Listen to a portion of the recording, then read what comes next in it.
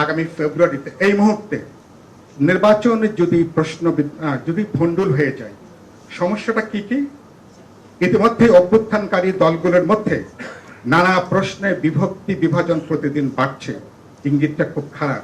ওই যে আমরা পড়ছি না, ওই ছোটকালে ঈশান কোণে মেঘ দেখা যাচ্ছে, ঈশান কোণে আমি কিন্তু ঝড়ের একটা আভাস আমি কিন্তু এখন দেখতে পাচ্ছি।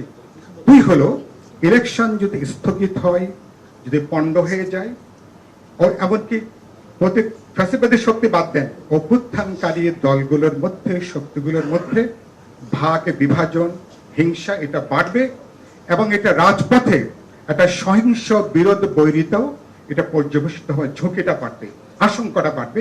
একটু হিসাবের মধ্যে এগুলোকে নেওয়া দরকার। দুই হচ্ছে, আমি প্রায় বলে আসছি গত কমাস ধরে একটা সামাজিক নৈরাজ্য এখন চলছে। এই নৈরাজ্য খুবই দ্রুত দলগুলোর মধ্যে যখন বিভক্তি বিভাজন বাড়বে, সামাজিক নৈরাজ্য ইমিডিয়েটলি একটা রাজনৈতিক নৈরাজ্যে এটা টার্ন নিতে পারে। সে ব্যাপারে আমি খুবই উদ্বিগ্ন, আমার খুব গভীর একটা আশঙ্কা আছে। এবং এ ধরনের একটা পরিস্থিতি তৈরি করবার জন্য দেশের ভেতরে, আমাদের সীমান্তের চারপাশে অনেকেই কিন্তু অপেক্ষা করছেন।